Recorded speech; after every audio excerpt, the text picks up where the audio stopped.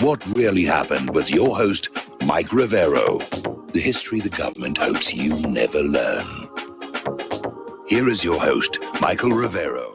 And welcome to our show today. It is Monday, January 18th, 2021, getting into a brand new week here. It's also Martin Luther King Day, and so banks and post offices and such are all closed, and the kids are out of school enjoying their three-day weekend. But we're still here working to keep you all informed with the latest information. And so Mike is in our control room, twiddling the dials and keeping us out of trouble. And we're going to do news until we run out of news, and then we're going to open up the phone lines for your comments, questions, observations, and opinions here. Now, obviously, with Wednesday being the inauguration of President-elect Biden, Washington is turning into a fortress. It is occupied and militarized. There are more military inside Washington, D.C. right now than are in Afghanistan and Iraq combined. 25,000 troops, an unknown number of Secret Service agents, various other federal security forces, local police, and it's starting to resemble Baghdad's green zone that's halfway around the world here. Now, 7-foot-high, non-scalable barricades topped with razor wire surround the Capitol building and various other federal buildings as well here. So they're really armed for bear, as it was. And bridges into the city and the National Mall will be closed. All of this protection for what we are told is the most popular president in American history. Now, Nancy Pelosi had a little bit of a fit. She's out there claiming that Biden's small inauguration is not a concession to the terrorists. It is purely because of the COVID-19. And so it's a small inauguration followed by a virtual inaugural parade. I still don't know what they mean by that. I don't know about you. I'm not planning on tuning in. I really don't care. And, I'm sure there's something else on TV worth looking at here. So she's saying it's COVID. It's not because of, the potential for more protests and riots. Although looking at the way Washington, D.C. is armed up right now, clearly somebody somewhere is anticipating some kind of trouble. And apparently these 25,000 National Guards have all been deputized as deputy U.S. Marshals. And I'm not sure why that is being done, but that's been done as well. Now, interestingly enough, there was a story that came out of Information Liberation, and it shows a photo of the National Guard troops standing there, and there are no magazines in their rifles. And so the gist of this article is, it's just security theater. Last week, we were told that they were authorized to use lethal force, but it turns out Information Liberation doesn't have the whole story, because apparently, because of some of the military people who were arrested during the protest at the Capitol building, Biden's transition team is saying they're actually afraid that members of the National Guard might kill Biden during the inauguration, so they've asked the commanders to confiscate all ammo and magazines from the soldiers. Boy, you want to talk about paranoid here. In addition to that, the FBI is now vetting the National Guard troops in D.C. over concerns of an insider attack or a threat from service members securing the Biden inauguration. That's got to be making Biden very nervous when the military can't be trusted here.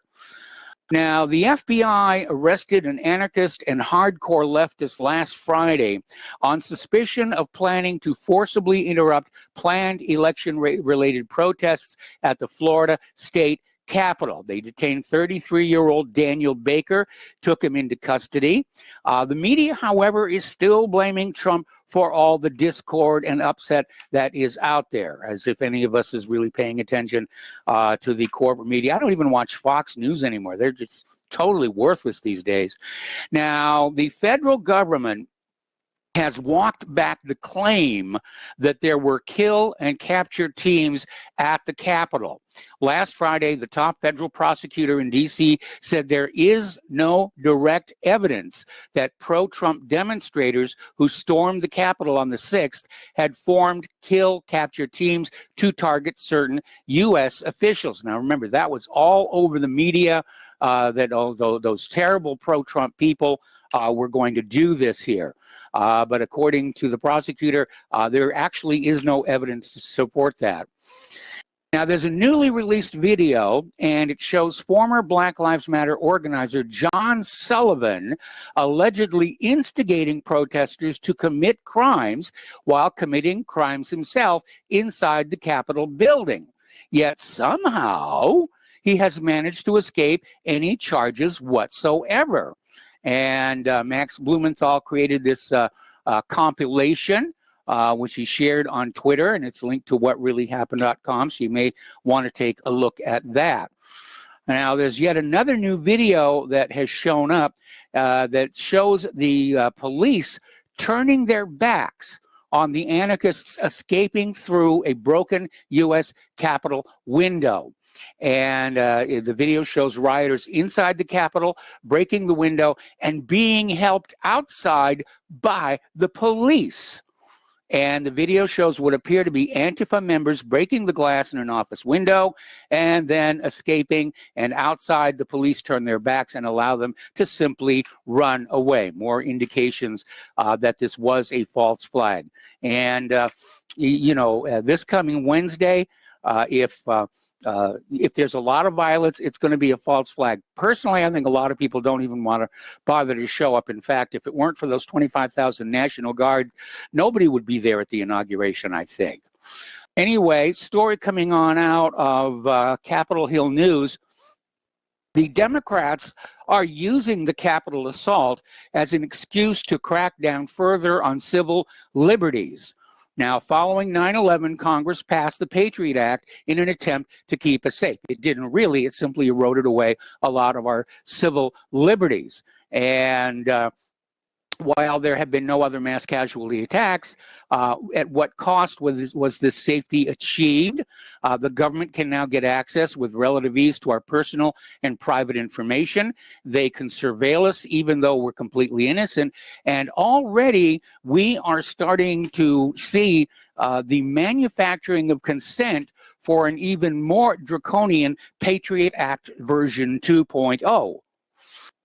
Now, here's a story. I've heard two different versions of what's going on. This is from Zero Hedge, and it's talking about armed protesters have arrived at multiple state capitals across the country. They started arriving yesterday morning, and this follows the bulletin from the FBI last week that warned there would be armed protests at the 50 state capitals as well as Washington, D.C. ahead of the inauguration.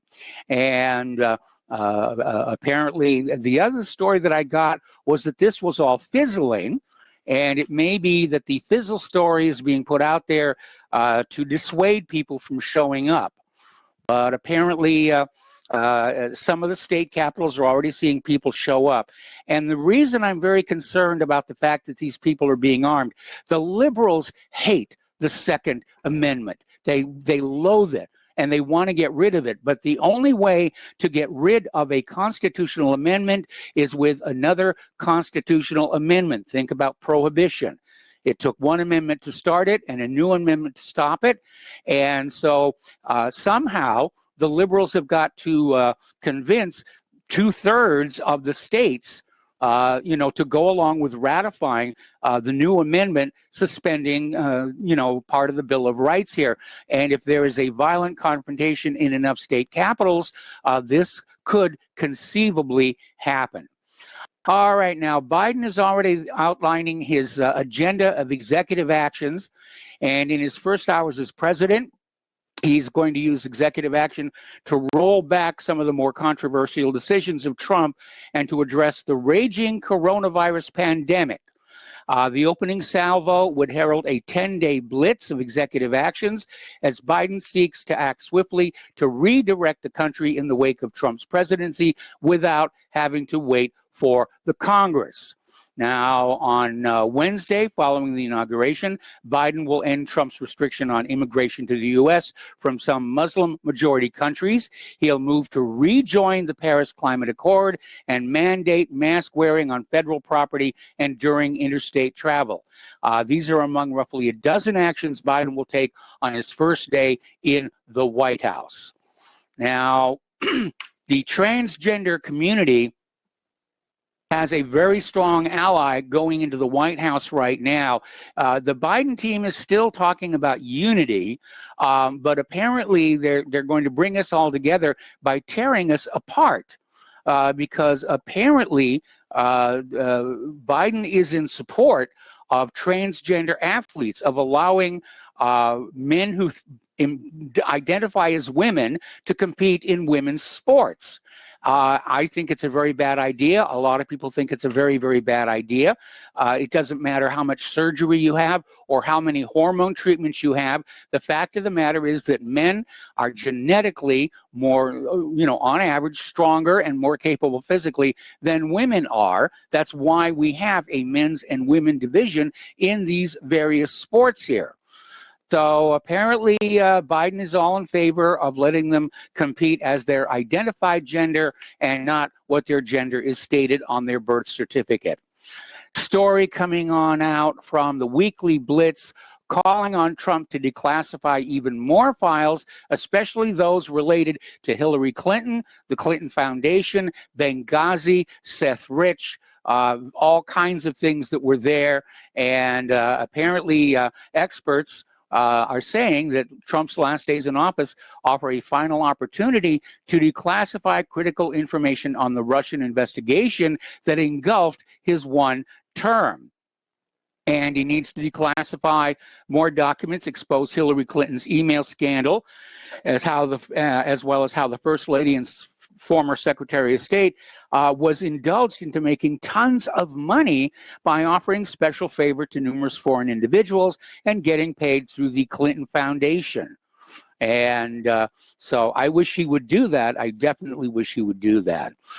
Now, they're still screaming impeachment in the House of Representatives, and they're dancing in the aisles. He's been impeached twice, a first in American history. But the problem is that there's not enough time for the Senate to convene and actually hold a trial.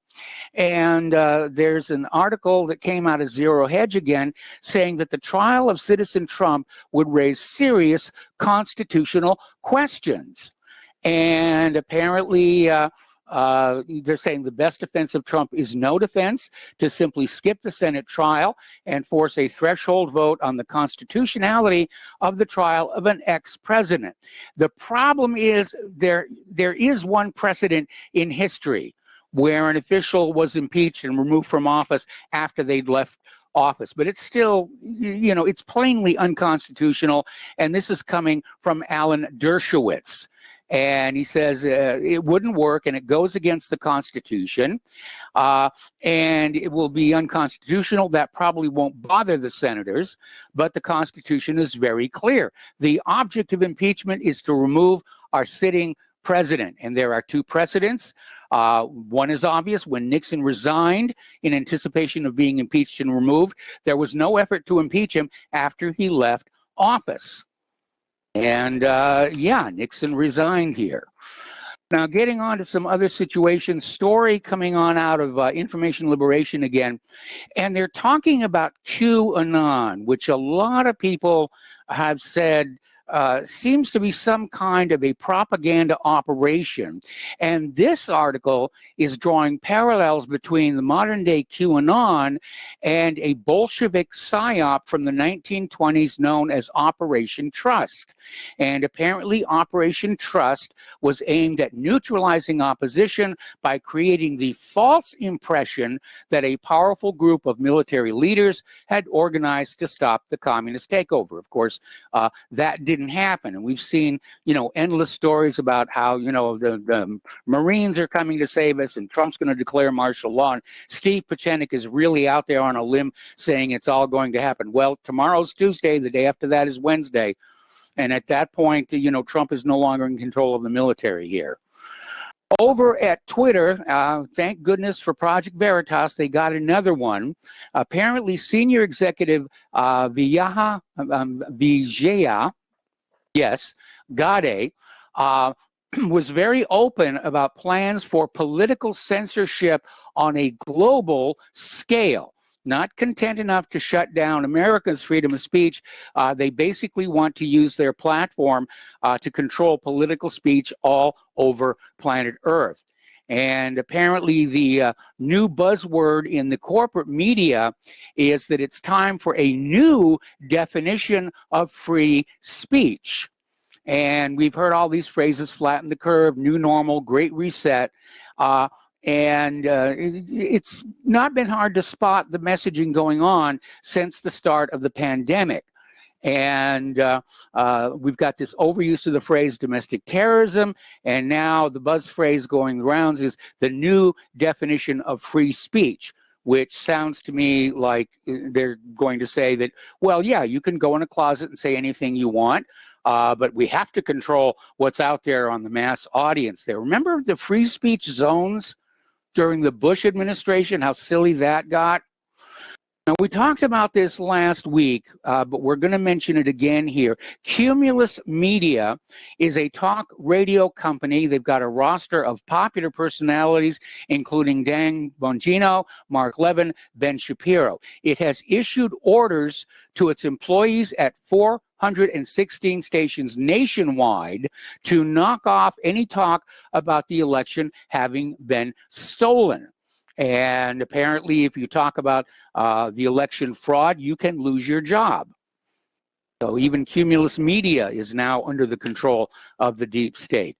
Over in Great Britain, the chief constable of Dorset Police is urging lockdown protesters to accept that now is really not the time for freedom of speech and the right to assembly.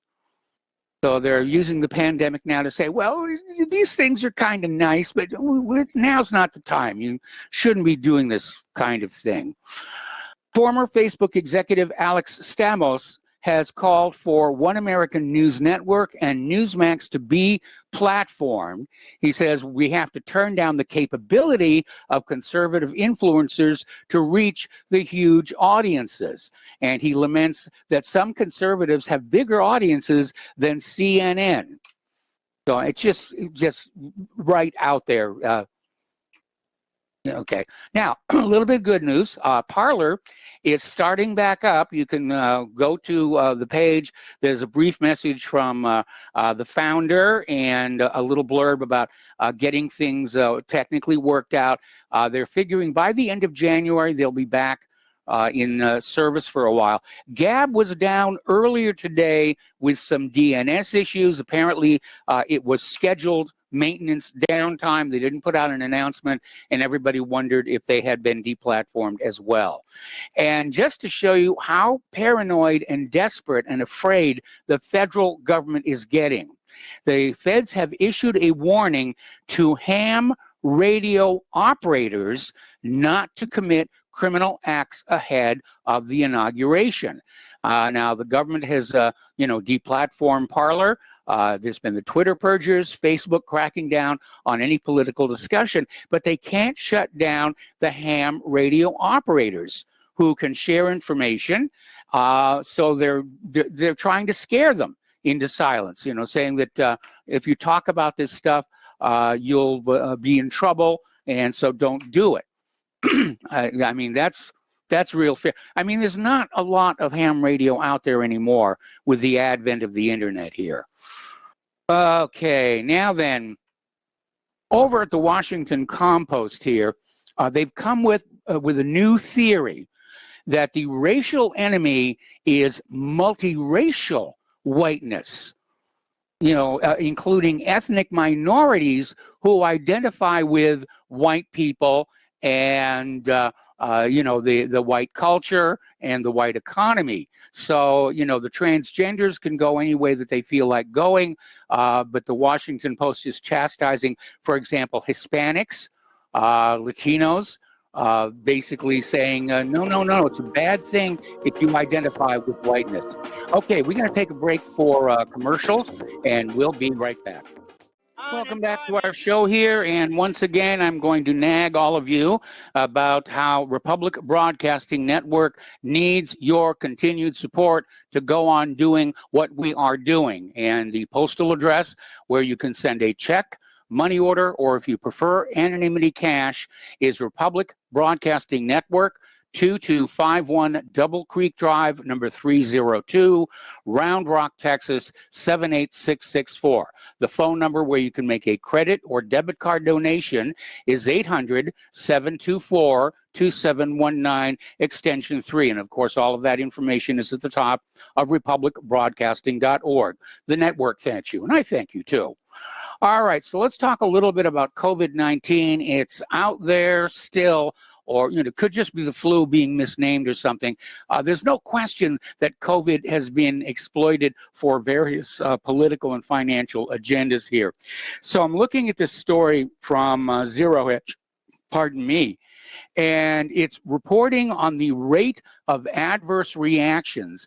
And apparently the number of adverse reactions to the COVID vaccines is already 50 times higher than adverse reactions to the flu shot. And a lot of experts in both Europe and the US still have serious reservations about what's going on and whether this medication is safe or even effective. I mean, even the World Health Organization is out there saying they can't guarantee it'll keep you from being infected with this. Now, a while back, there was this video put up by this woman, and her last name is Griner. I don't have the first name here. And it was one of the videos that appeared to be genuine. There have been some fakes out there. So apparently, she's actually getting worse. I mean, they gave her the Pfizer vaccine, and she immediately started going into convulsions, and she was hospitalized. And even though Brant Griner is not an anti-vaxxer, he now has serious doubts about the drug's safety.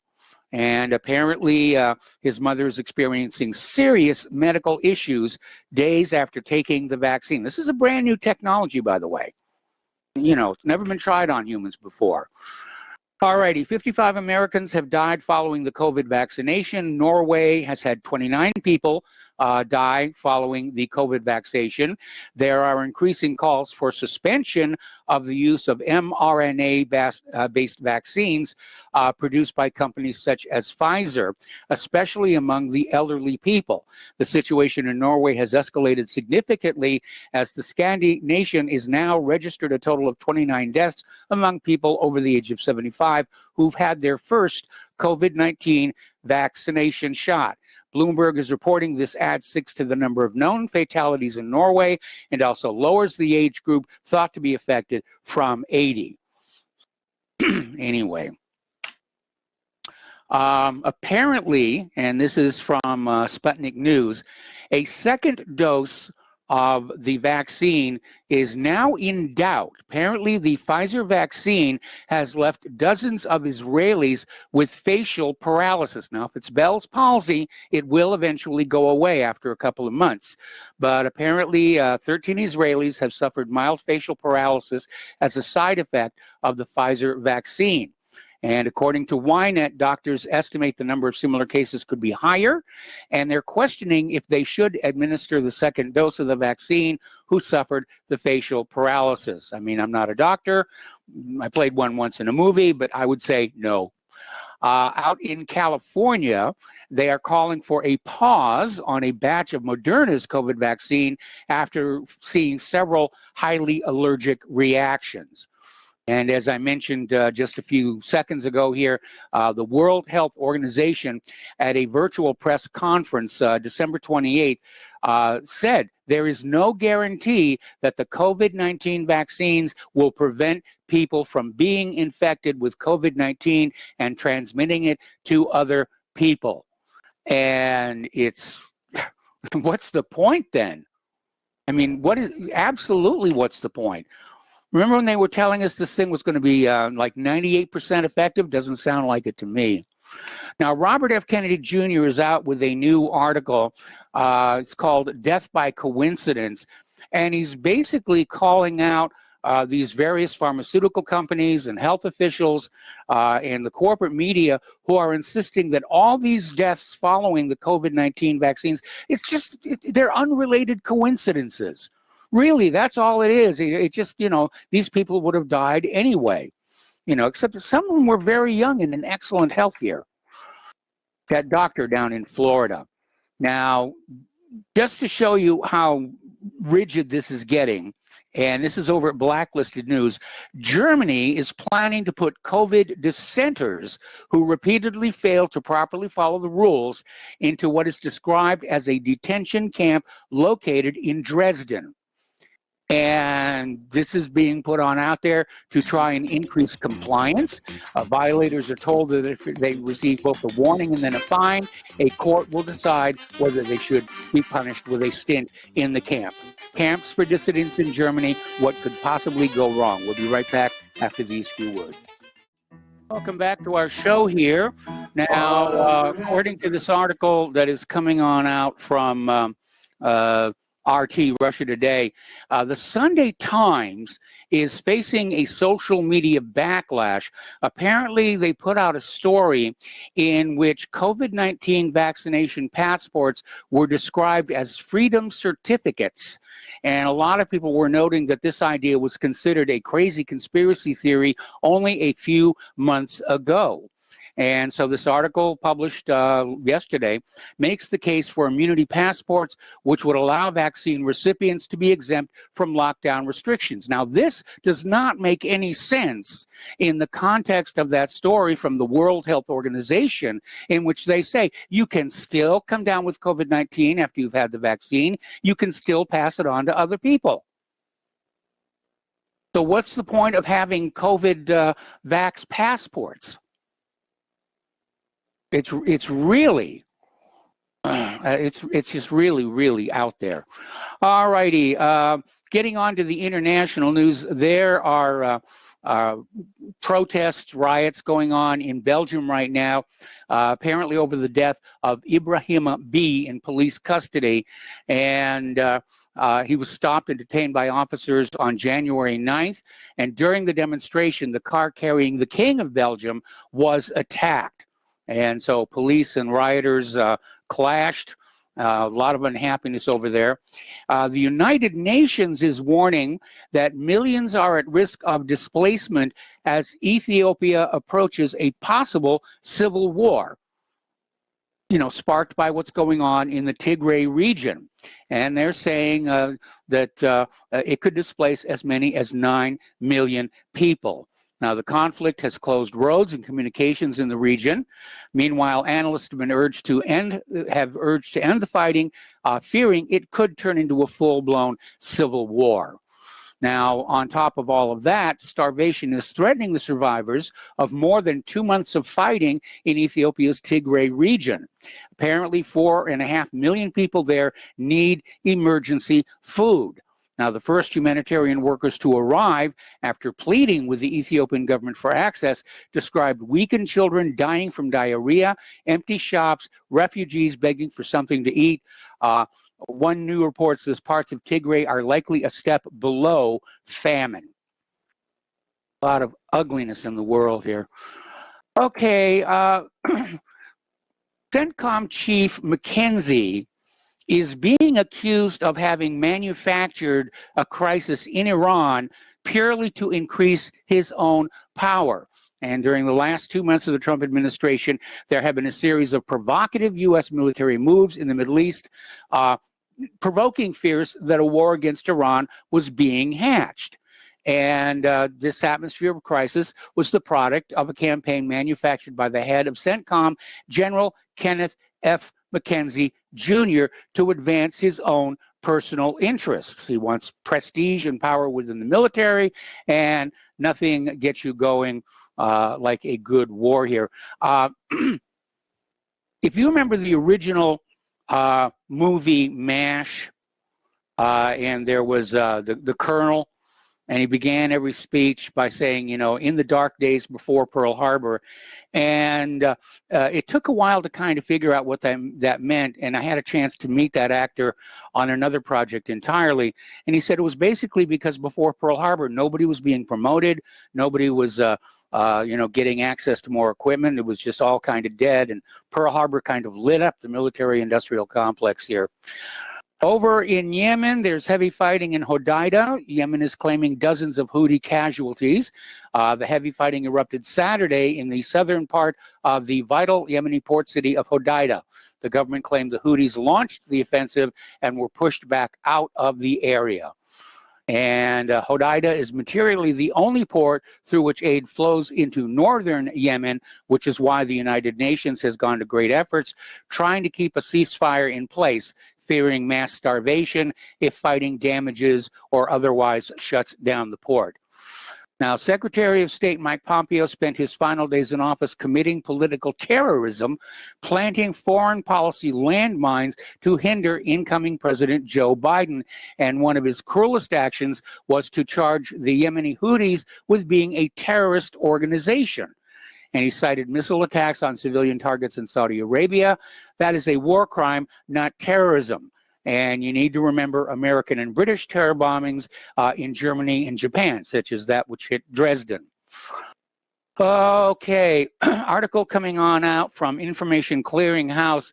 Did you know that Israel has been around for 73 years and for only 6 months was it actually a democracy? 6 months and not 1 day more. Most people don't realize that.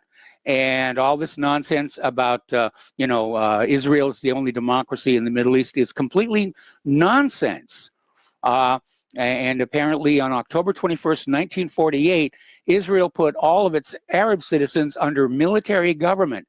And on December 1st, 1966, Prime Minister Levi Eshkol lifted this disgrace. 6 months later, in June of '67, military tyranny returned to define Israel when its newly occupied territories were put under military rule. Okay, the collective assassin, the insecurity and victimhood behind Israel's militarism. And they're talking about a book, Rise and Kill First, written by Israeli journalist Ronan Bergman. And it opens with a blunt statement. Since World War II, Israel has assassinated more people than any other country in the Western world. This comes to nearly 2,300 operations, killing several thousand people. Now, this is a controversial statement, but the reality is that most Western countries, you know, they do engage in wet work, but only as a last resort. Meanwhile, 780 West Bank settlement housing units built on Palestinian land have been approved ahead of Biden taking office. Now, this next one is going to be quite inflammatory. This is coming out of Palestine Chronicle. Apparently, Israeli occupation authorities have taken the measurements of the Dome of the Rock while Jewish settlers are calling for its demolition. This is coming from the director of Al-Aqsa Mosque, Sheikh Omar Al-Qaswani, announced on Friday. And Qaswani described what is being done inside Al-Aqsa and the Dome of the Rock as a dangerous measure. Anyway, apparently the anti-Netanyahu activists are now rallying in their 30th week of demonstrations against the premier over his indictment on graft charges and his handling of the COVID-19 pandemic. Meanwhile, Israel is continuing their deadly raids on Syria. The U.S. is perfectly okay with that, apparently. In less than a week since the last wave of strikes on Syria-targeted positions in the southern outskirts of Damascus and killed 3 pro-Iran fighters, Israeli warplanes last week carried out intense airstrikes in eastern Syria, killing at least 57 fighters and wounding dozens. And apparently the airstrikes were targeting positions and arms depot, supposedly of Iran-backed forces, as the region is on high alert.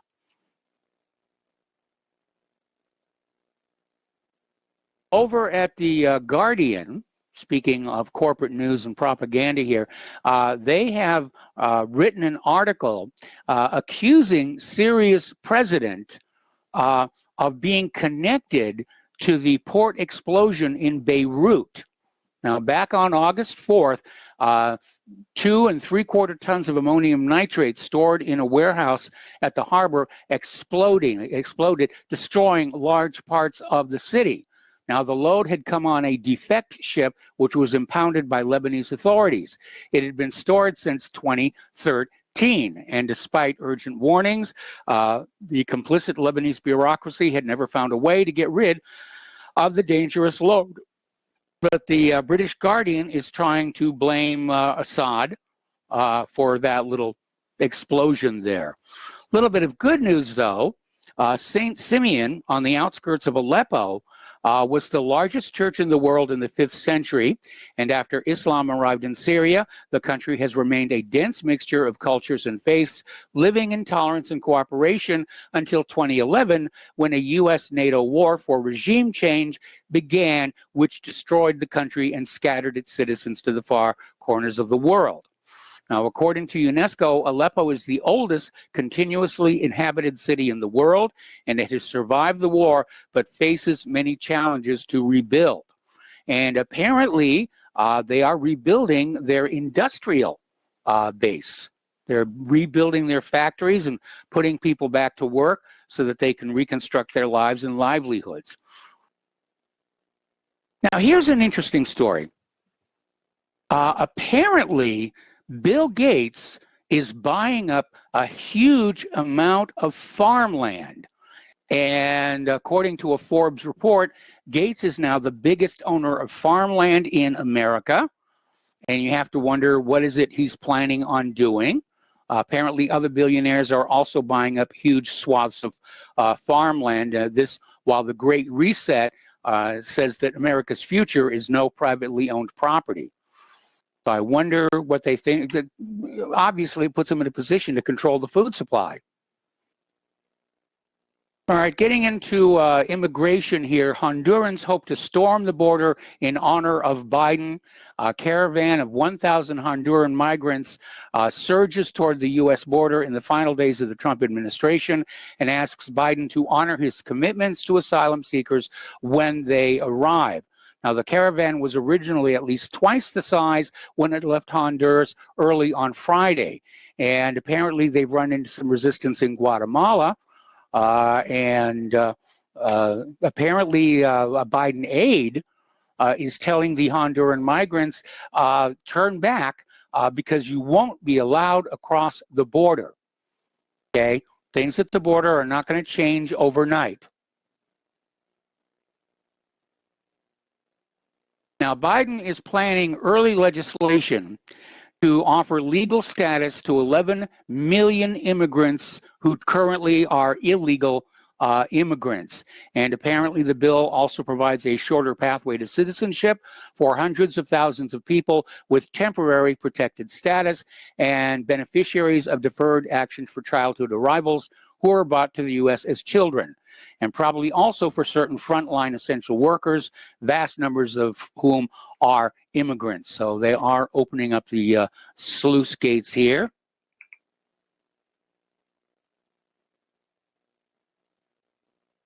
Oh.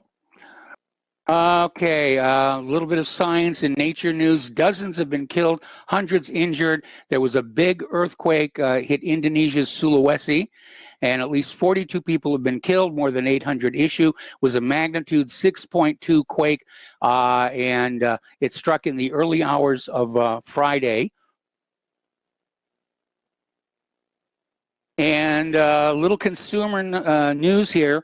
Last week, there were a whole bunch of stories about how various products were being recalled because there were metal bits and plastic and so forth. But apparently the latest one is over 760,000 pounds of Hot Pockets have been recalled because they may contain pieces of glass and plastic. So somebody's not keeping a good eye on those manufacturing machines, apparently. Little bit of good news here.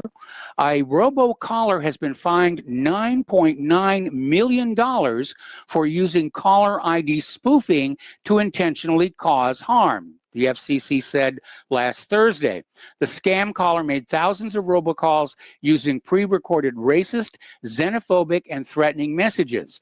The calls were made to a victim's family, a local journalist, political candidates, and even as an apparent attempt to sway a jury that was hearing a domestic terrorism case. The caller ID spoofing made the calls look like they came from local numbers. Not only were the calls unlawful, but the caller took them to new levels of egregiousness. And with today's fine, we once again make clear our commitment to aggressively go after those who are unlawfully bombarding the American people. Well, good. One down, several million to go here. All right, we're going to start taking phone calls now. The phone lines are open, area code 512-248-8252, and we're going to go to Al in Canada. Hello, Al. Welcome to the show. What's on your mind? Hey, Mike. How are you? I'm doing fine. Perfect. Sent you an email about that article. That you've seen it before. From the New York Times, where Merck was had filed for a patent to put peanut oil in vaccinations. Yes. Right? It just proves that these people really don't know what they're doing. It's no, all they one don't. Big experiment. No. And on top of that, of course, the EpiPen wasn't really made available until 1980. Mm-hmm. So causality and reaction solution, right? But this Bill Gates thing, Not to mention peanut anaphylaxis. Right? Yeah. So this Bill Gates thing, where he's buying up all this land, well, it just so happens that Biden wants to get back in that Paris Accord, right? Yes. And I have a theory. I was just wondering what you think of this. So, carbon credits, the new currency. Mm-hmm. Or basically, carbon, right? Yes. So is he buying up all this land to control the food supply, or is he buying up all this land because he knows what's going to happen in the very near future? Okay. Yeah, you're right. It could be a grab for carbon credits. There you go. And you said other billionaires are doing the same thing. 250,000 acres, Mike. That is huge. Yes. This guy is literally, and I really do mean this. This guy is a terrorist. I mean, look at all the damage he's done with this polio vaccination that he was pushing. Yes, the one that's in Africa. Yes. What was it, like a 250,000 people? Is it that high? I think it is, that have been affected by this. Like, this is insanity. Like, these... this guy must have a really good security team. He has to. Yes. And, and on top of that, not to mention all the damage he's done to people over the years with his crummy operating system. Mike, that's all I got to say. I'm going to let you go because I know you're going to have a lot of callers. Thank you very much. All right. Yeah, we've got other callers waiting on the line, and we will be right back. Welcome back to our show here. We're going to go to the phones here to Kelly in Austin. Hello, Kelly. Welcome to the show. What's on your mind today? Hello, Mike. I tuned in just as you were finishing your comments on ham radio. Can you repeat what you said? Well, apparently the federal government has issued a warning to ham radio operators not to get involved in political discussions ahead of the inauguration. The concern is that even though they've managed to control the internet, that protesters could still organize using ham radios, and the government's trying to basically scare ham operators into not participating. Well, okay, it won't. I'm a general class licensee, and it will not stop us from talking. Okay. Before or after. With regard to the to the membership in ham or ham licensees, the hobby is growing rapidly. Okay. Now, try to schedule even a technician license exam. You might have to schedule weeks in advance because more people are getting into it for this particular reason. They're concerned about government trying to cut off access to communication. Yes. And if you look at, say, the sales of the handheld or the handy-talkie units, all called HTs, Yes. the dual band and tri-band HTs, and the nearly explosive growth in the high frequency desktop models and portable models and in the mobile units, it's hard to make a case that ham radio is a dying hobby. It's actually growing rather rapidly. Well, I And stand corrected on that. I mean, I've been thinking about getting a technician's license myself. Well, I recommend it, and when you decide to do that, contact me, and I will tell you the best way to do that. All right. Well, thank you. Yeah, it's not that somebody with your background in radio will have no problem. Will have no problem passing that exam or the general exam, maybe even the amateur extra exam, which I'm going to go for in a couple of months. But I'm telling you that they're not going to intimidate us into not talking about things before or even after the election. It won't work. You know, and usually when you sign on, you have to use your call sign, repeat your call sign when you sign on. Won't do it.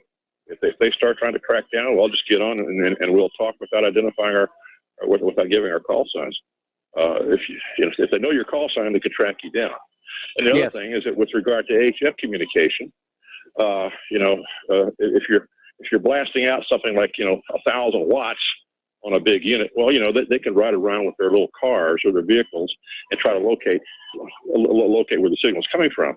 But if you're sneaky, as I am, and many thousands of other ham operators are, and you operate what's called QRP or low power, you can get out and on 5 watts communicate very easily using Morse code. Track that down. Okay.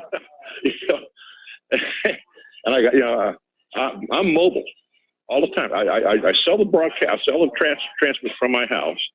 I'll take a unit somewhere and then get on one of the bands. Okay, Kelly, I got to put you on hold. Don't hang up. We're going to come right back to you after station identification. Back to the show here, hour number 2. The phone lines are open. Area code 512-248-8252, and we're talking with Kelly and Austin about amateur radio. And apparently, because of all the censorship that is starting to go on the internet, ham radio as a hobby is taking off. That's really good to know. And even if you don't have a license to transmit, most shortwave radios will receive the amateur bands, and you can take a listen to what's being said out there, on the airwaves here. But like I was telling Kelly, I've been thinking about getting my technician license. I took a test, a trial exam, and I passed it, so I know I can get the thing done. So, Kelly, why don't you just pick up where you left off? Well, about your taking that exam, I'll send you some links to study sites, and there's one in particular. It's a very good site. It's called Ham Online.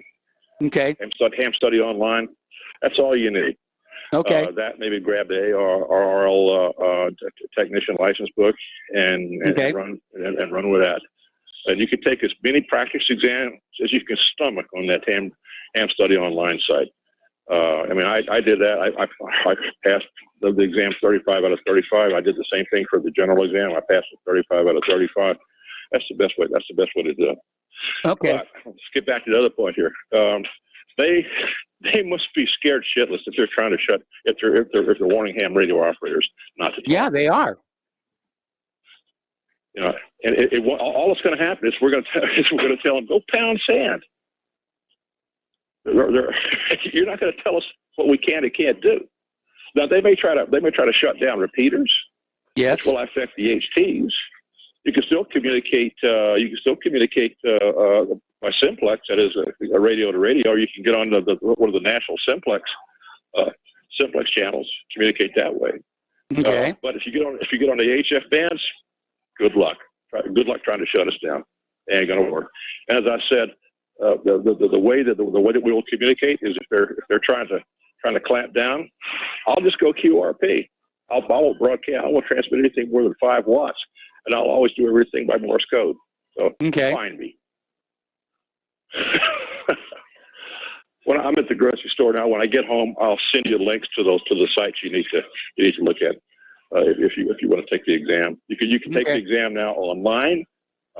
or you might be able to find a local ham radio club that will administer the exam on behalf of ARRL. Okay. It's not a hard exam, really. Okay. And with your background, you won't have any trouble. All right, Mike. Thanks much. All right. Thanks an awful lot. We're going to go to Mark in North Carolina. Hello, Mark. Welcome to the show. What's on your mind? Hey, how you doing, Mike? Mike, first of all, these clowns want to do to us what they think they can try to do. Basically take away our freedom, and they're afraid of their own of the National Guardsmen. How do they think they're going to do what they want to do? Do you think the FBI is going to be able to take control of the country? There's no way. The only way they can do it is to use the military. Mm-hmm. Only, if anything powerful enough to take total control, and even they would have a very hard time, may not be able to do it. Okay, I mean, look at Iraq. All right, they could never really control Iraq or Afghanistan. So I mean, they're afraid of. Well, those 25,000 National Guard in Washington, D.C. May be there to make sure that Trump doesn't declare martial law and send the troops in on Wednesday. Possible. I really don't know what's going to happen Wednesday. I'll be honest with you. I'm very curious. I think it could go either way. I think you may have, Trump may have something still up his sleeve. He's got the right people working with him. This guy, the defense secretary, is the right type of guy. It is entirely possible. Because I really don't feel, that real patriots, like within the military and stuff, are willing to let this country be run by an imposter, who actually lost the election by a landslide and is probably at least compromised, should we put it like that, by the Chinese. All right, yeah, at least compromised, because they've got to have all kinds of stuff on him, and he basically will be pretty much their servant. Okay? Yes. I don't know how the military sworn to protect from foreign and domestic enemies can let this go. Okay, even if Trump steps down, even if Trump leaves, I can't see the military just caving in on it. I know that a lot of the top generals, like at the Joint Chiefs, they're compromised, but that's here. They're not the real military. They're not, everybody knows how they get to where they get. Yes. Where they get. It's not by being good. I knew that when I was in the military. That was years ago. So I think that there may be something still in the works. I don't know what, but there very well may be. And I think that's one of the reasons that Pelosi and her ilk are probably very scared right now. They really don't know what either Trump is up to or even what the military is up to. The fact that they asked for those National Guardsmen to be disarmed after all, or to have empty weapons, tells you that are really afraid. The other thing is, you say Biden's going to give it on national lands. I guess now I can't even go hiking in the park, because the parks around here are all national parks up in the mountains. Up in the mountains here in North Carolina, they're all pretty much national parks. But you said crossing interstate lines. What are you going to have, checkpoints when you cross into another state to see that you're wearing a mask while you're driving? Is that what these clowns are planning? Apparently, that's what they're talking about. Unbelievable. I can't see them be able to do that. I can see that they're going to make it difficult for national parks and a federal bill. You pretty much got to wear a mask going to a federal building now anyway. Just to go to the post office, you got to wear, Yes. So, I don't know how it is in your state. I'm not sure how it is in your state, but do they have a mask mandate in Indiana? Yeah, they do, and the kids are back in school. Not today, obviously, but the virtual learning has gone away, and most businesses are opened back up. But you're still encouraged to do the masks and social distancing. Well, do the kids have to wear their mask in school? I honestly don't know, but I'll find out. Unfortunately, they do here in North Carolina, which is disgusting. My grandkids have to wear a mask. They don't even go to public school. They go into Catholic school, But it's ridiculous what's going on. as far as vaccines go, I can't see this charade lasting much longer. And I don't know if Biden really wants it to last much longer either, before he just lays it out on Trump for all the because you can't keep this.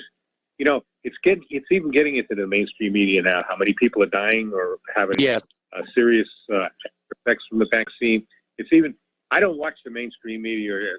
I can't stomach it. But from what I understand, and from what you're telling me, from what I hear from you, it's starting to find its way in there. And I can't see this charade going on much longer before it becomes like 1979 with that, what was it, the swine flu vaccine there? And but the thing is, like I said before, I have a feeling they're just waiting so they can blame Trump for this. And you know what? Yeah. I can't. He is to blame for this. He funded this. He's proud of it. He still keeps bragging about it. Yes. And, you know, I'll be honest with you. I would look forward to this guy leaving office if it wasn't the fact that the people coming in are so much even worse than he is. Because what he did, just on that alone, is terrible. On top of that, I'm tired of this garbage he's doing in the Middle East. He's still got this bum Pompeo going around trying to start a war with Iran. You know, it's really too bad. I mean, we need good leadership in this country. Whether we'll ever get it again is beyond. I don't know. In other times of crises, we've been lucky. We had FDR coming in during the Depression, and he at least he created safety nets and all, and didn't get totally out of the Depression until World War II, but he at least made it more palatable, I'd say, you know, by putting in these safety nets. And, of course, during the Civil War, we had Lincoln and our first president, George Washington. So we've had great presidents coming in at the right time. But now we don't have this. Now we have one bad president leaving and an even worse one, of course, if he comes in taking over. So, I mean, it's bad. I don't know whether the United States of America can survive this or not. I don't know whether we're going to split into 2 or 3 countries, maybe. I can't see the red states, especially the red states, going along with some of the garbage these people want to do. I don't know. I know Texas is talking already, you know, has been talking about the seceding. Yes. And I think other states would join if that happens. You don't have a strong military now that could stop it either, because you have a very. If I was in the military now, I don't know how I could serve. I mean, especially now, you see that now they want to investigate people in the military to see whether they're Trump supporters. So what do you think you're going to get? You think you're going to get a bunch of leftist clowns in there? You think you're going to get a bunch of feminist type women, and they're going to run the military, or you know, they're going to fight? Are you crazy? Are they crazy? It's going to be nothing. The only thing I can imagine the possibility is they're expecting these robots, that they got these robots online, and that does scare me. The Terminator type robots we've seen in at Boston Dynamics. If they got those, that could be very tough to fight. Unless I keep watching the Terminator. I got all the various. I watched Terminator 3 yesterday, and it's scary when you look at all the stuff that in these movies seems to have come true. You know, yes, including Skynet.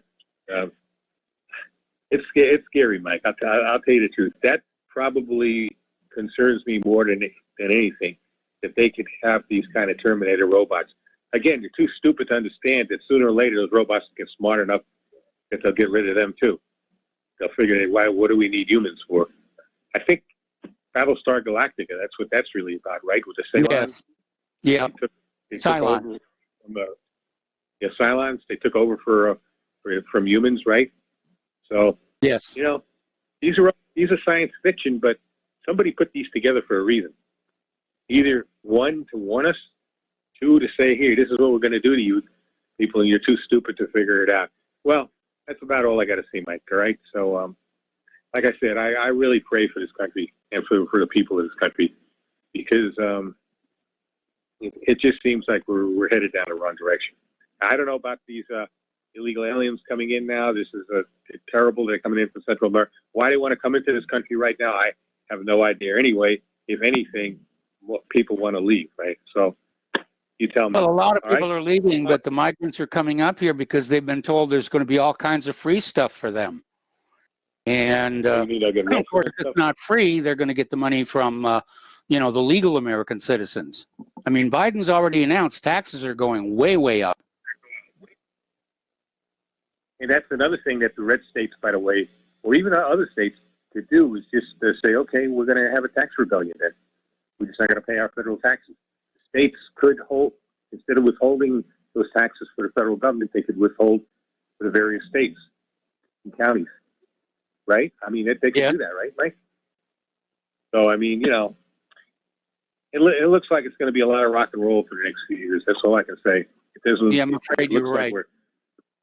And, as far as the Constitution goes, they want to, you're saying about the Second Amendment, they want to do away with the constitutional amendment. Problem is, we've let them chip away at various amendments, First and the Second especially, and the Fourth Amendment, with various acts that they passed before, such as the Unpatriotic Act and all that, or even the fact that, up till sometime in the late 1960s, felons could even own firearms. It was an absolute right in this country. And then they passed some kind of law that said, the government can regulate to a degree. You do have to go through a federal, not a licensing, but you have to go through a federal background check and all that. And felons can't have firearms, even though they'll get it anyway because they're felons. Criminals get a firearm anyway. Yes. Good people that are hurt by stuff like this. So that's it's so to pass even like you said with the First Amendment, how they're trying to attack the First Amendment without even getting a constitutional amendment. So that's the problem. All right, Mike, you take it easy, buddy. All right, thanks an awful lot. We're going to switch over to Peter in Los Angeles. Hello, Peter. Welcome to the show. What's on your mind? How long do we have, Mike? We have about 5 minutes. About 5 minutes, wow. All right, well, I wanted to talk about, first off, it's interesting that the most popular, the president who got the most votes of any president before, needs 40,000 troops in the Capitol, and can't broadcast on ham radio, and pretty soon they're going to be like restricting fax machines and 2 cans and a string. And carrier pigeons. They're going after the carrier pigeons next. Yeah. Mike, it's interesting to me. I think over the last couple of days, I've talked several times about Army as being treated, and being a former longtime Army guy, and again, no weapons. They're being vetted. I know we have talked about this in the past, just you and I on the radio, on your show, about how Obama purged the high command during the last 4 years of his presidency. There were hundreds of changes in the high command. And what happens there is you get a couple well-placed people, and you get a chain of people getting promoted who then are like sympathizers. Right? Yes. Which is what Obama was going for. Well, now you have, of course, they can't control the rank and file, and now you see them disarmed in the nation's capital. They can't trust them for that. And it's also noticeable that the general they put in charge was a female, a black female, by the way, couldn't be anything else, I'm sure. And which, by the way, means that she was in combat arms. If she came up as combat arms, she's a general. That was before women were in combat arms. So she came up as an AG or some clerk sort of paperwork supply or something. But yet they're putting her in charge of that because what's the criteria for being politically reliable now? Well, one of them is race, unfortunately, and it ain't ours. Nope. So that's a harbinger of things to come. They're vetting service members. Now, Mark, touched on it in one of his many topics about how reliable any kind of military is based upon that. When when 60% or 62% of the population is of one race, they're being discouraged. And by the way, historically, have dominated. Even now, they're above 60% of what the total strength of the military is. You know, how are you going to fight a war when the troops aren't trusted and they know they're not? Yeah, that's a real problem. Purged of all the leadership or whatever, and you're not allowed to have a political opinion, and you've never been allowed to have a political opinion in the U.S. Army. You know, it's apolitical. You shut your mouth and you obey your legal orders. Now, Eisenhower himself admitted before he assumed the presidency that he had never voted before. That's how apolitical the officer corps has been. Yes. So you know, but imagine what's that going to do to the institution, and which is one of the only binding institutions in this country. There are very few glue institutions, but that's one, taking people from across the spectrum of people, religion, so on and so forth, and states and geographical origins and all, and giving them a common experience between generations. My grandfather, my great-grandfather, my dad, you know, my uncles, all that stuff. It's a cementer. And we need it in a multiracial society where they're encouraging identity politics and separations, to now bring that to the one institution which truly is there to defend democracy. Think about that. We definitely will. That's it from me, Mike. All right. Thank you very much. We got to take a commercial break. More calls when we come on back. Welcome back to our show here. We're going to go back to the phones to Terry in California. Hello, Terry. Welcome to the show. What's on your mind? Mike, just before I make my other point, just an example of what Peter was talking about. You remember that sergeant down at Camp Pendleton that had some good things to say about Ron Paul on his Facebook page? Yes. And they came down hard on him for expressing his political opinion, is what they termed it. So I'm not sure if he even survived in the military. He might have gotten kicked out. So he's right. You know, you can't express any opinion if you're on active duty or even the reserve. So you got to be retired before you can do that, which I am. I intend to express my opinion. But I just want to ask you about that virus. I got a lung condition. You can probably tell by the way I breathe.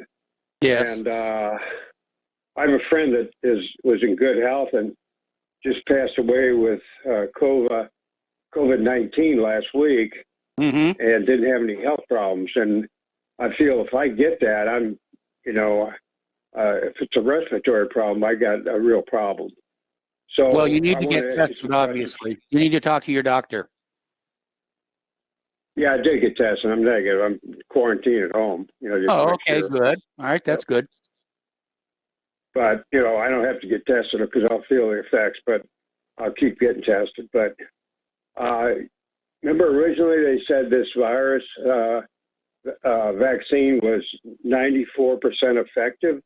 What yes. do they mean by that? If they're saying it's not going to keep you from getting the disease. Means it was a made up number, you know, for a sales pitch, you know, to convince everybody that this was a good thing. And now the World Health Organization is saying, well, maybe not. Yeah. And also, you don't have any figures about, or I'm sure you don't. They say it reduces the side effects, the symptoms, right? The symptoms, yeah. That may not prevent you from getting the disease, but it'll reduce the symptoms. Is that right? That's the current sales pitch, yes.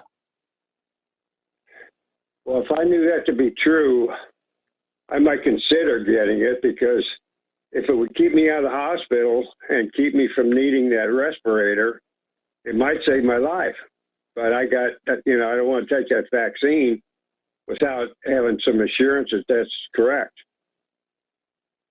And it's hard to come by accurate information. I mean, like I said, that's why I was talking about that vaccination passport, the freedom certificate. And it doesn't make any sense when the World Health Organization is saying that the vaccine does not prevent transmissibility of COVID-19. Yeah, they had a guy on YouTube I heard the other day. I'm not sure if he was set up or not, but he said he got that vaccine, and then like the next week he got COVID, came down positive, and he said, I can feel the symptoms, but they're really not bad at all. So I don't know whether, I don't think I could put any credibility in that if I heard on YouTube. Well, my doctor had the same thing. She got the shot, and a couple of days later, she came down with COVID. But her symptoms, were they mitigated at all? Do you know? Well, I mean, she got hit fairly hard. Her children much less so, of course. Right. Okay. Well, I want to wait till. What have you heard about the Johnson & Johnson vaccine? It's supposed to come out. You only need one shot, because some people are concerned that they're not going to be able to get the booster shot, the second shot, after a period of time, because they won't have it available because they're too busy getting everybody vaccinated with the first shot. So there are people who are saying that maybe the second shot isn't a good idea because of the adverse reactions. Right. Yeah. See, you got to go with some statistics. Just evaluate your odds. And I'd wait. There are lies, aren't lies, and statistics. Yeah, and if you can believe them or not. No, I don't. Yeah. Okay, on another quick point. Yes. I called up last week and said, does anybody know about if you lose your pension, military retirement or not, if you were involved in that break-in at the Capitol? Well, I found out you do, because they're what they're doing, they're charging these guys with attempting to overthrow the federal government. And that in itself will, they even threaten that any military retired guys are going to lose their retirement. But there's a gentleman called up, and he said he had a friend in prison, and he was still getting his. But he made the mistake that a lot of people make. They get the VA confused with the Department of Defense. They're two totally separate cabinet-level organizations in the U.S. military. Okay, Terry, stay on the line. I'm going to put you on hold. I want to come back and hear the rest of the story after these few words. Welcome back to our show here. And let's see, we are talking with Terry in California. Yeah. Okay, Mike, can I keep going? Yes, keep going. Okay, I want to say that I get checks from a retirement compensation from the Department of Defense for my military retirement, which is completely separate from the Veterans Administration. Mm-hmm. And I get paid from the Defense Finance Accounting Service, the same office that pays the troops. So I got enough time in service where I qualify for retirement. But then I got a disability from what I got on active duty, and I get my 100% disabled check from the Veterans Administration, which is totally separate. Okay. The only thing they require is a DD-214. That's your discharge records, one sheet of paper that you take over to the VA to get qualified. They use that. But they do have some kind of way to access your health jacket from the Department of Defense. So that way they can tell if your condition is service-connected or not, which mine was. Okay. Yeah, of course. And that way I qualify, I get evaluated, and they gave me 100%. They go on percentages. First I had 30%, and then they checked further, and I had 100%. So I get my VA check from them, too. Okay. So there's only, over in the Veterans Administration, there's only one rank. It's veteran or nothing. Okay. And, in the military, you got, on the DOD, you got your rank and you got your pay grade that your retirement's based on. But there's a lot of people who are confused about that. So it's up to you to get your records and bring it over to the VA if you want to get any kind of benefits, so that's it. But a lot of people are confused on that. Okay, Mike, that's all I had to say. The other thing was I get all my checks from the government, and so they got really control over me. I get Social Security, VA disability, military retirement, and then I work for a company that went out of business, and I get a small check from the PBGC pension benefit guarantee corporation. So if they want to cut me off, they can do it. So that's their leverage, and that's what they're going for. They want to have everybody beholden to them, like on food stamps or whatever it might be, where they can control, they can cut off. Yeah, and I always had this fear that, if they really have a problem, they're going to review everything I get and say, oh, you don't need all this. We're going to reduce your total benefits down to a certain amount. That's not really legal now, but you never know what they can do in the future. Yeah. All right, Mike, you have a good show, and we'll thanks for letting me express my comments. Thank you for the information about the VA and DOD. And we're going to switch to Tom in Florida. Hello, Tom. Welcome to the show. What's on your mind? Yeah, Michael, good day to you. Good day. Yeah, Mike, before I get ramming and rolling, let's get back to the guy from Carolina. He asked you the question, why are these illegals coming here? Well, Mike, they probably get 1% business loans. They do lawn services, so all of them are going to come over and have lawn businesses. And if they don't get lawn services, they'll stand out there by Home Depot. There'll be 20, 30, 50 of them trying to jump into your truck so you give them some work, okay? That's why in Carolina he can go over to his local Home Depot and they can jump into his truck and he can put them to work. Pay a minimum wage. Maybe they'll work for $7, $8 an hour instead of 15. But, yeah, Mike, let's go back to what's going on really. Before I go to the Chinese and get on those Chinese, what their little sneaky Chinese are doing in the Bahamas, which I'm sure you heard about. They're building a major installation in the Bahamas. My buddy just came from there. He said he never seen so many Chinese over there. It looks like China instead of black and Bahamians. Now, what I want to talk about, Mike, is this illegal immigration, first off.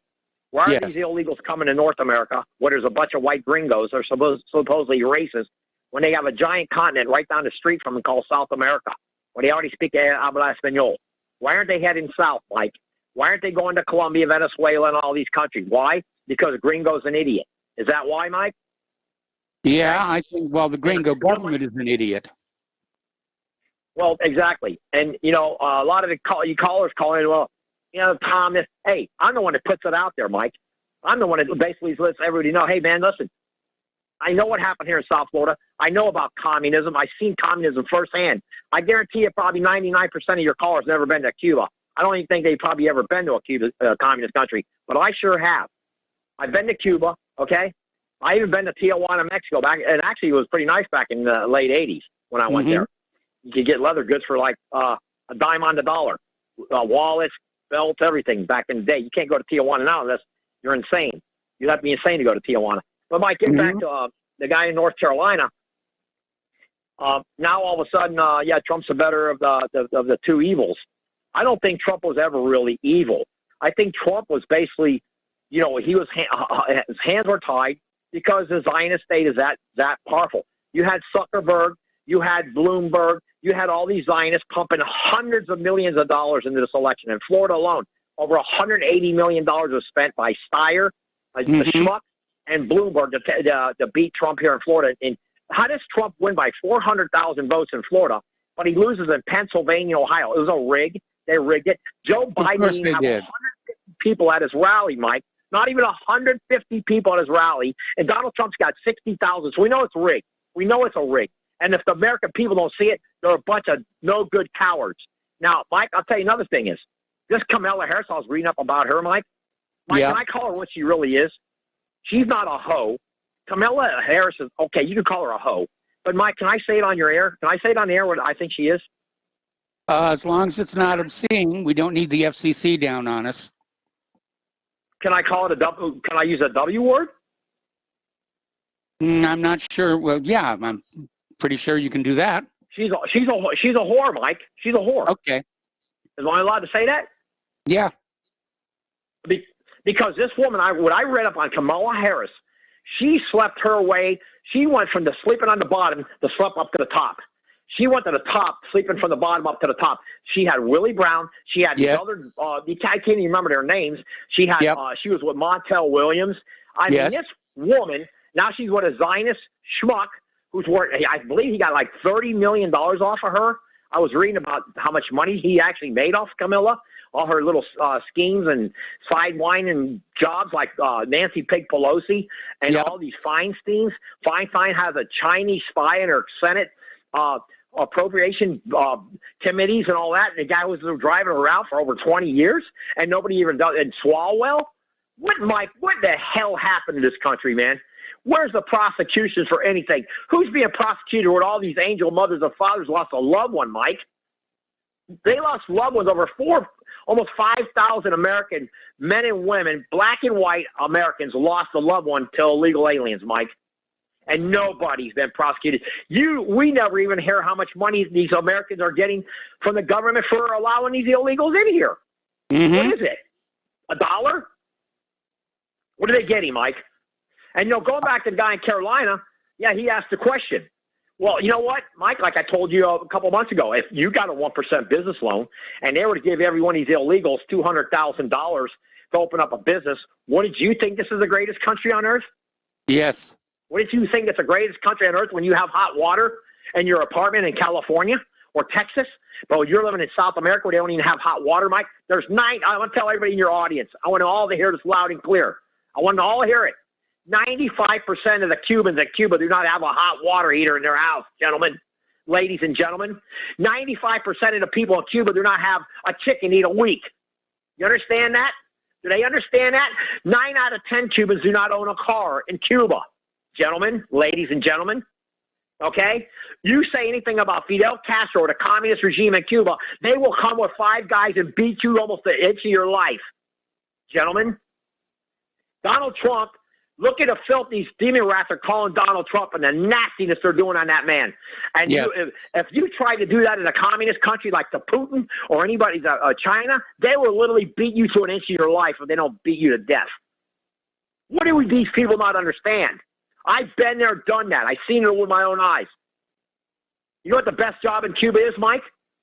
You have any idea? I would imagine. Probably one of the best jobs in No, I can tell you, it's a taxi driver. A taxi driver. A guy can drive his car around. And I'm sure you can figure out why. Yes. Yes, a guy has a car in Cuba driving a taxi Coletti. He's got the best job in Cuba, Mike. I'm not pulling no punches today. I'm telling it like it is. Mike, and, getting back to some of these callers, one guy don't even call in from Jersey anymore. I wonder why. He's just waiting now. It's probably he'll be calling in Thursday, I'm pretty sure, after Bumbling Buffoon's inaugurated. He'll be calling in, and I want to hear what he's got to say how great Biden's going to be. Is it going to be another Obama? Is he going to be another Slick Willie? I mean, and seeing this nonsense over and over on the TV with this filthy, lying, conniving, that Rachel Madcow and that other schmuck, that Sletzer with that little ball-headed freak.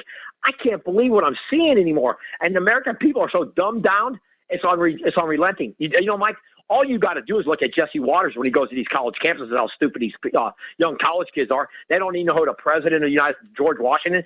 A lot of these guys don't even know who Abraham Lincoln is. These people, the colleges are indoctrination. They're liberal indoctrination centers. They're exactly what they are, Mike. They're liberal indoctrination centers. What they have done to this country, the dumb it down the way it is, it's almost unrelenting to me. And when a guy like James Wood gets out an actor, he's a bad guy. This guy's immense. One of the smartest men in the United States is James Wood. He's a racist. Very high all this. And you got that punk. If I ever see that Alec Baldwin, Mike, I would challenge him to a fist fight. Baldwin or that Sean Penn, I'll kick both of their asses, Mike. I'm serious. If I ever confronted them, I'd say, hey, you want to go with it? Come on. And I'm older than them. I guarantee you I'll take them both on, either one of them. I won't put up their crap, Mike. Not for 1 minute. I'll get in their face and I'll say, let's do it. Because you know what? That's in the old days. I want everybody to know. If somebody to call when Biden called Donald Trump a clown back in the old days, you would have had a duel. And like in Burr and who was the guy that had the duel about Burr and I can't think right now. When they had presidential duels, right? You insulted a man in public or anywhere. You were able to challenge that man to a duel, to take his life. Yes. How dare you? You want to duel me? Look, one of us is going down. We might both go down, but somebody's going down. And that's what this country needs. We have become a bunch of whimpering cowards as far as the president of these politics go.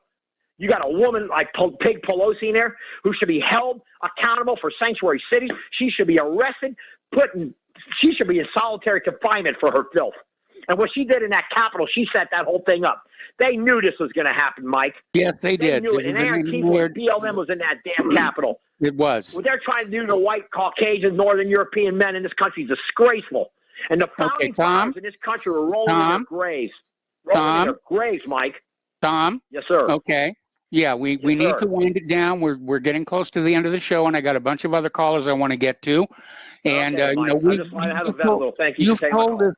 you've told us all this before. And, you know, I get emails about, you know, doesn't Tom know anything else besides immigration? So thank you for the phone call. And we're going to switch to Dan in Washington State. Hello, Dan. Welcome to the show. What's on your mind? Thanks for taking the call. Yeah, I was calling about immigration. I've changed, you know, after 30 years of trying to take over the Republicans, and I thought Trump was pretty much the last hope. If you actually look, Trump froze the wages of farm workers a couple months ago. Yep. So that's going to lead to more immigrants doing those jobs because you're going to freeze the wage. So I'm trying. There's two approaches to reducing immigration, and the right-wing approach is not going to ever work. I've decided with the Republicans because the Chamber of Commerce always wants cheap labor. Yes. So when you see, and they're basically strike breakers. When you see these lines of immigrants coming in, they're strike breakers. And you can go to Cesar Chavez. So I've been researching Cesar Chavez because he used the evil term wetback, but he was talking about when he was trying to unionize in the 70s, all the farm workers.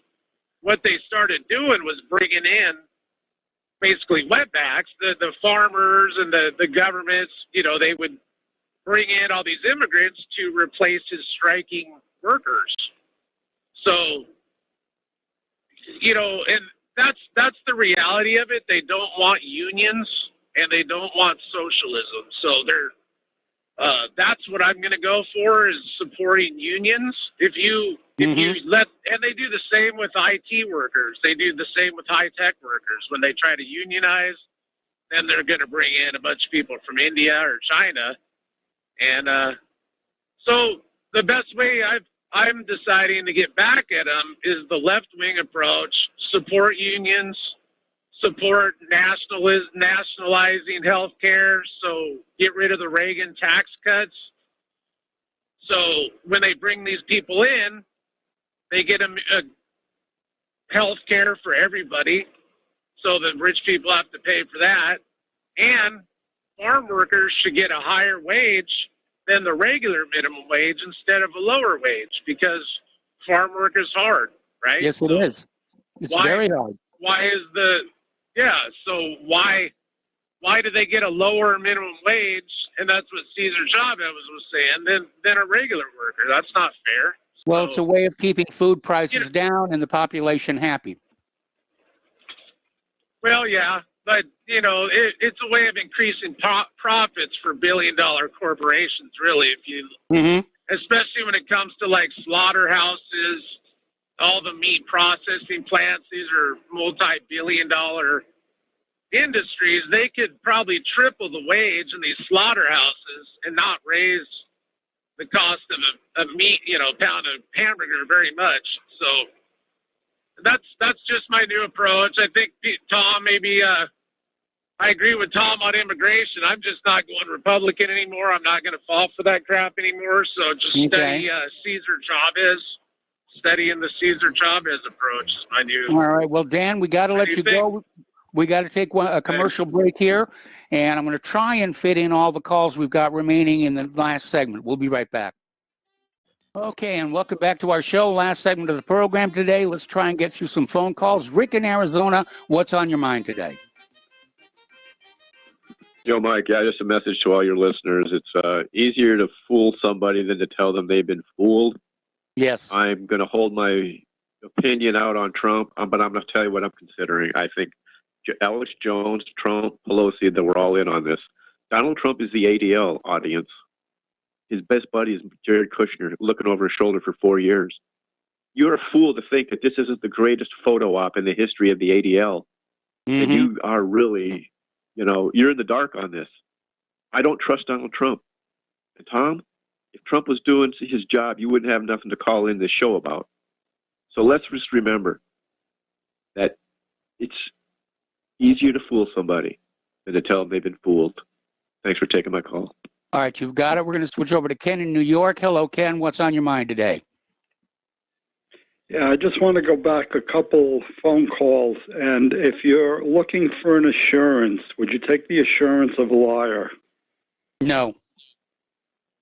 And if somebody says, I'm not going to give medical advice, but if somebody says to me, ventilator, my answer back would be no, hyperbaric chamber. We don't seem to hear anything from Korea, and that's where they used them right up front. Okay. No, those ventilators have harmed a lot of people. Yes. A hyperbaric chamber won't blow your lungs out. Okay, anything else, Ken? No, thank you. All right, we're going to go to Neil in Boston. Hello, Neil. Welcome to the show. What's on your mind? Aloha, Mike. Thanks for taking my call. Two things. The other day, Richie Allen from Ireland, I know you know him. Yes. He replayed a Sunday radio show over in Ireland. Colm Henry, he's basically Ireland's National Health Service CEO. Yes. Guy. And he was asked about the amount of ICU beds over in Ireland. Yes. And he said, fortunately, we don't have flu this season. That's a quote. Yes. Quote, we don't have flu. Funny how flu went away and COVID showed up. There was that epidemiologist. Just a suggestion real quick, too, Mike. Cases, COVID cases. Oh, yeah, they're calling everything COVID. Yes. But, yep. I just want to harken back to the days of John from Barbados. Yes. And the decorum that has kind of descended on your show, unfortunately. Maybe the next time you do a best of show, squeeze in a couple of old John from Barbados calls. All right, I'll keep that in mind. All of us. All right. Okay. Thanks a lot. All right, we're going to switch over to Rush in Pittsburgh. Hello, Rush. Welcome to the show. What's on your mind? Hey, Mike, real quick. I love Tom's passion, and I love your patience. But here's real quick. A buddy of mine used to date a girl in Canada on the Cuba thing. And yes. He told me one time he'd go up there. Canada had big billboards about vacationing in Cuba. Canadians have vacationed in Cuba forever. And it said the greatest thing about being on a beach in Cuba is there's no Americans. And I no. That would work for me. What? He wouldn't have fabricated it. Pardon? I said that would work for me. Mike, me too. I don't even want a vacation in my backyard swimming pool with Americans. But other than that, hey, that's all I wanted to get in there. Thank you for taking my call. Long time listener. You know what? We got to let you go here. All right, stay tuned for John Stedmiller. Steve Elkins is sharing the mic with him. Please spread the word of Republic Broadcasting and.